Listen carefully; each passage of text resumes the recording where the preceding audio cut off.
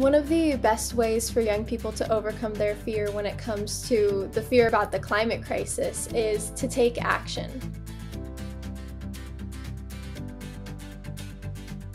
Many children are scared for their future due to what they are being told about climate change. How can young people overcome their fear and make positive change in the world? I think that when we're feeling overwhelmed, sometimes we can start to feel hopeless and like there's nothing that we can do. But once we go out there and start taking action, then we're starting to have a say in our future. And so I always recommend getting connected with other youth who want to take action, or just going out and protesting or organizing, or even going and talking to politicians, doing everything you can, because once you start to take that climate anxiety and turn it into doing something actively, that is one of the best fixes for climate anxiety. How did you experience the effects of climate change?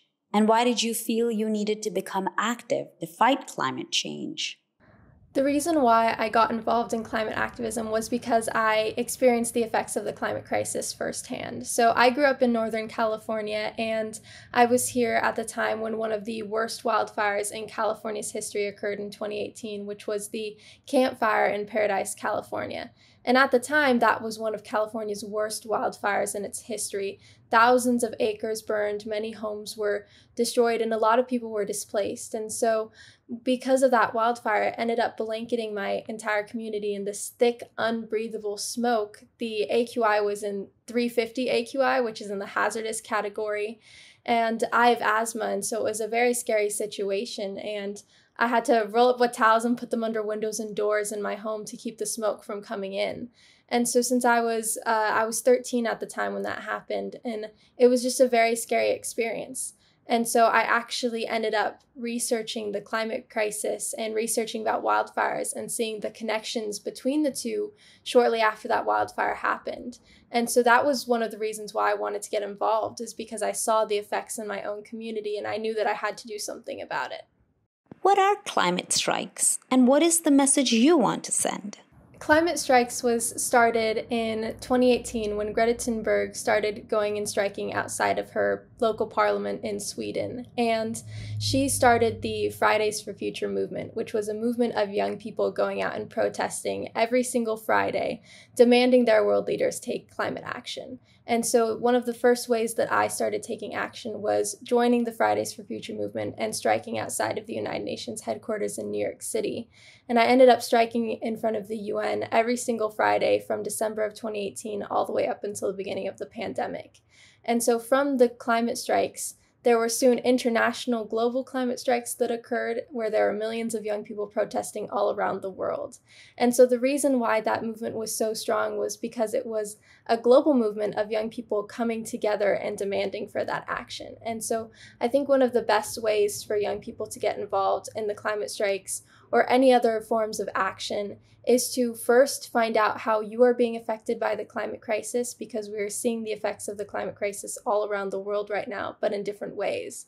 And then from there, find out what you want to do about it. Do you want to make a sign and go out and start protesting somewhere? Do you want to join organizations to start looking at climate solutions? Find out what you want to do from your motivation, from what makes you want to take action. And then from there, just join other young people, because that's what makes our movement strong, is the connections we have with others. If you were President of the United States, what are the first things you will do? If I was President of the United States, I think the first action I would take on climate change is no new fossil fuel infrastructure. I think that would be the very first thing I did. And then I'd also start to focus on the transition to renewable energy, because I think that is one of the next steps that we need to start taking. And then also focusing more on equity, because within every climate solution of ours, we need to focus on equity, making sure communities that are being affected the most by the climate crisis are getting the resources and support that they need. And so I honestly think that one of the things we need to do is follow the science. We need a global reduction of greenhouse gas emissions. And so banning fossil fuel infrastructure and transitioning to renewable energies is a really important step in order for us to start bringing down our greenhouse gas emissions. Can young people trust adults to fight for our planet? Why or why not? Young people need to trust adults to fight for our planet. And the reason why is because intergenerational equity is a huge important aspect of it. A lot of adults have gotten to experience the world in different ways that young people won't ever be able to experience it, because young people are being affected in every aspect of our lives. When it comes to the future, a lot of young people are looking at where they're going to college or where they're going to go to school, what careers they're going to have, and they're all looking at that in a climate change lens. And a lot of young people are even having conversations about whether or not we want to have children. And that's a lot of issues that our future generations never had to think about. And so there's this generational inequality that is happening. And it's really important that in order for us to get action, we need to work with generations that came before us. We need to learn from them. And we also need their support and for them to back up youth. And so we need intergenerational organizing in every movement that we have. And so we need to trust adults, and adults need to trust us and back us up. What did you learn from your parents about nature? Or how did they support your activism? In my family, we have always looked to the environment, and we've always been around it as well. Ever since I was young, my parents would take me on hikes through the forest. My dad can catch fish with his bare hands. And I learned a lot about the environment, and especially the trees in Northern California, from my parents. And it's always been ingrained in our family to take care of the earth and be good stewards of the environment. And so I think that when it comes to learning about the environment and nature, it's really important that you have those conversations within your family, because I think that that's where we really start to care for the planet, is what we're taught. And I think that even if you're not taught it, you eventually do come to realize the love that you have for this planet. But it really does start from your family. And so I'm very grateful that my parents taught me to care for this planet, and also educated me on what was happening as well. I learned a lot about climate change from my mom as well. And so I'm really grateful that I was able to start seeing what was happening to our planet early on and start learning the science. What natural place or park that you visited is your favorite place, and why? What did you learn from nature? There are a lot of different environmental spaces and preserves that I really love, especially in my own community. But one of my favorite places to visit is in my hometown in Davis, California.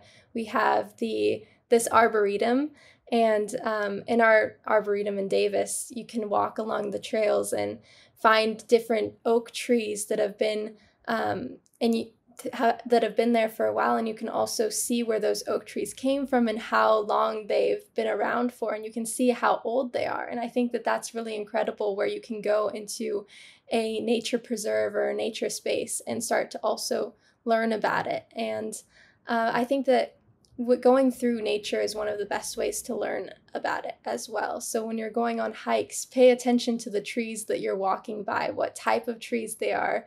When you're walking through different trails, pay attention to the wildflowers and find out what type of wildflowers they are, because I think that that connection that you have is a really strong motivator for what you do. And once you have that connection with nature, it also makes the motivation to protect it even stronger.